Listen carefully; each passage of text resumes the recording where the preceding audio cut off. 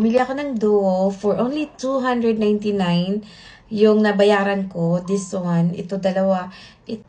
So guys, sulit na sulit jud ay ning kuan eyeliner from Vice Cosmetics. So, tingnan nyo yung kanang eyelid ko dyan. And then, ito yung nilagay ko.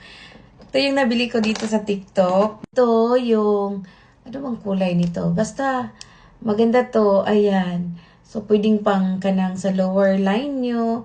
And, ang napakaganda kasi smudge proof na siya. Ayan. Hindi ako naglagay, eyeliner lang yung nilagay ko. And, hindi ako naglagay ng mascara or anything. Pero, pag naka-close up, sobrang parang na-enhance yung eyes ko. So, ayan. So, kung maganda to pag ayaw mong maglagay ng, kung ayaw niyong maglagay ng mga mascara or anything, ang ganda lang talaga tingnan sa, parang na-emphasize talaga yung eyes niyo pag mayroon kayong eyeliner from Vice Cosmetics. Ayan. So, anyway, ayun yung gamit ko. Take a look, the difference. This with and without. O, diba? So, lagyan na ko ang kabila para makita nyo yung kanyang potentials.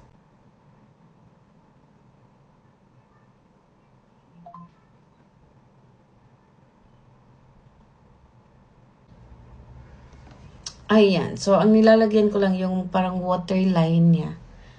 So, nice. O, tingnan nyo. Diba? Ang cute.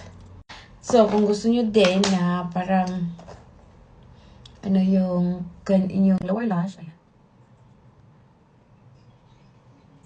O, diba? Murag, nidako-dako gamay akong mata.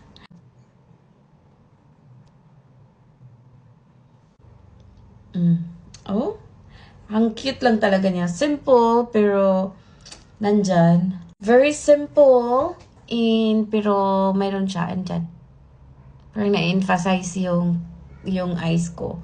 Pag mayroon ako nitong Vice Cosmetics na eyeliner. So, grab nyo na yan, guys. Sobrang ganda.